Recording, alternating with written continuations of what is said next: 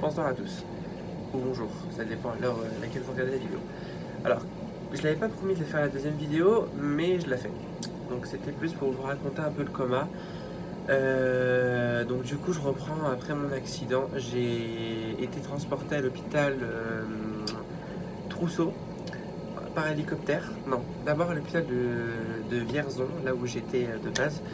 Et ils m'ont transporté là-bas après en hélicoptère à Trousseau, l'hôpital des Grands Brûlés. Donc arrivé là-bas, je ne sais plus si j'étais conscient, mais en tout cas je sais que j'ai été dans le coma pendant 4 mois et que pendant 3 mois, mes parents ne pouvaient pas entrer dans la chambre.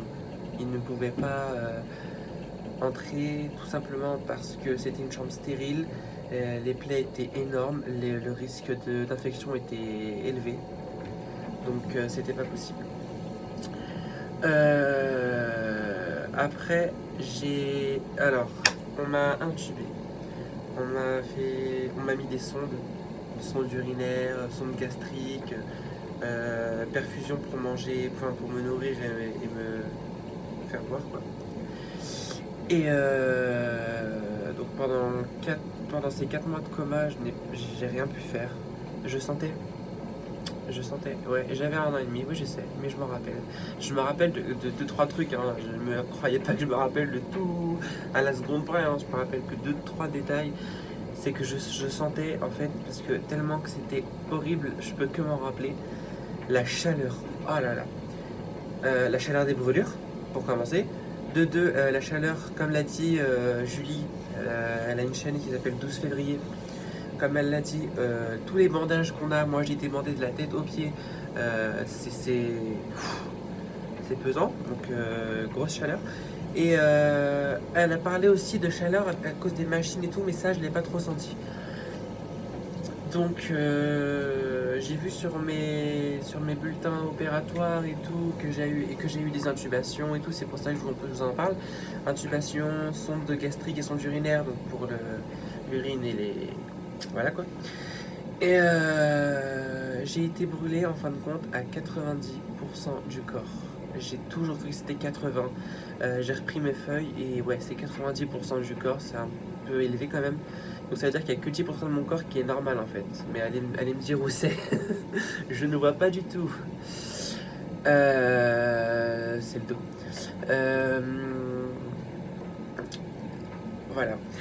Et du coup, ce qui était difficile, c'est plus pour mes parents, le fait de ne pas voir leur enfant, il vient d'avoir un grave accident, et de le voir qu'à travers une vitre, ça doit être horrible. Franchement, ça doit être... Oh là là. Ça doit être franchement... ouais, invivable. Je suis pas encore papa, donc je peux pas savoir, mais à mon avis, je peux imaginer un peu comment ça a dû être. Car moi, j'ai ressenti un peu la même douleur, pas de la même façon, vu que moi, c'est mes parents, c'est un peu le même amour entre d'une mère à son enfant que d'un enfant à sa mère ou à son père. C'est la même chose. Pendant mon coma, ils ont profité du coma pour faire des greffes de peau. Donc, genre, ils prenaient un peu d'ici, ils en mettaient là, ils en prenaient un peu de là. Bah là, ici, ils en ont pris. Ça, c'est une greffe ici. Là, tout ici, c'est une greffe. Je n'ai pas trop envie de revoir d'où ça vient. Je veux pas. Je sais qu'on m'a opéré le bras. Et voilà, ça sera dans une autre vidéo. Je sais que je me souvenais plus de la date exacte de mon accident. J'ai regardé les feuilles. J'ai été brûlé le 26 août 1998 exactement. Donc ouais. J'étais là au mauvais moment, mauvais endroit, mauvais moment. Donc voilà, après c'est des choses qui arrivent pas tous les jours, mais qui arrivent quand même. J'ai quand même de la chance d'être en vie, grâce aux médecins, grâce aux pompiers, grâce à ma famille pour le soutien.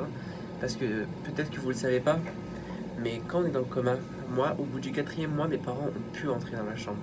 Ils ont pu, avec blouse, masque, Charlotte, gants, tout, la totale, pour éviter l'infection. Bref, ils ont pu rentrer. Ma mère m'a pris. Dès qu'elle a franchi la porte, je vous promets, je ne suis pas un menteur, j'ai senti son parfum. Et je vous jure, j'oublierai jamais cette odeur. C'était... Oh là là. Je sentais qu'ils arrivaient, quoi, qu'ils s'approchaient de moi. Je sentais leur présence. Et je sentais qu'ils étaient là, qu'ils me parlaient et tout, je les entendais. Après, je sais plus ce qu'ils me disaient, mais je les entendais parler, je vous promets. C'est un truc de ouf. Donc ouais, je les entendais me parler. Ma mère, elle me chantait des chansons aussi. J'ai oublié de le préciser, elle me chantait beaucoup de chansons.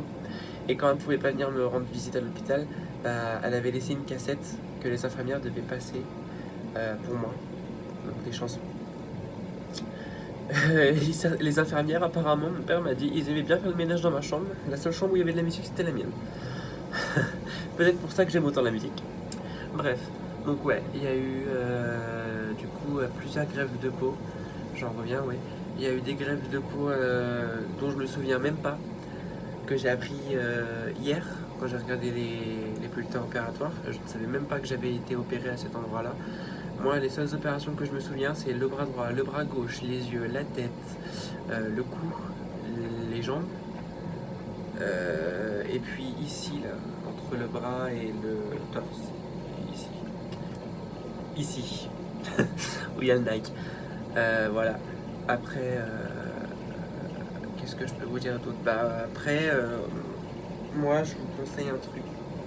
C'est que si vous avez quelqu'un qui est dans le coma, et ça, je le souhaite à personne, vraiment personne, mais si jamais vous avez quelqu'un qui est dans le coma, parlez-lui. Ouais, parlez-lui, ça lui fera du bien. Et puis, moi, je vous le dis, hein, je reviens d'un coma il y a longtemps, mais on vous entend, on vous sent, et on a envie de bouger, on a envie de dire je suis là maman, je suis là, je t'entends, papa je t'entends, je suis là, je vous aime. On peut pas, on peut même vous serrer la main comme ça, on peut rien faire alors qu'on a envie.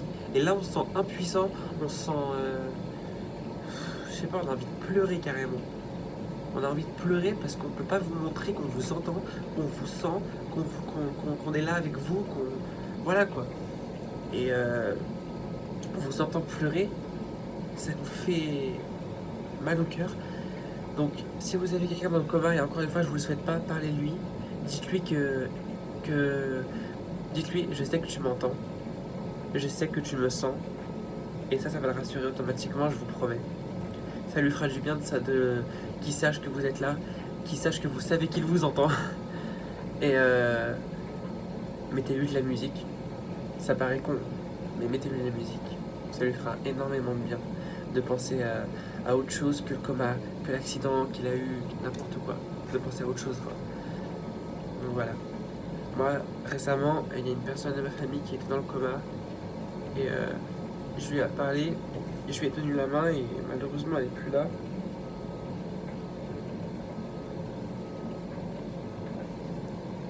Pardon.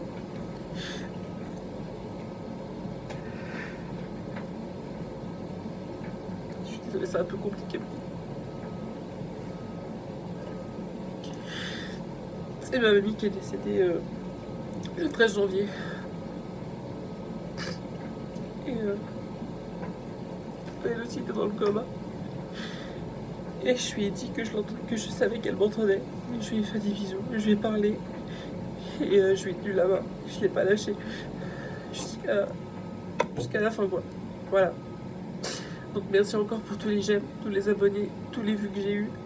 Et merci de vous abonner. Et voilà. J'espère que ça vous aura plu. Enfin, pas plu, mais voilà quoi. Au revoir.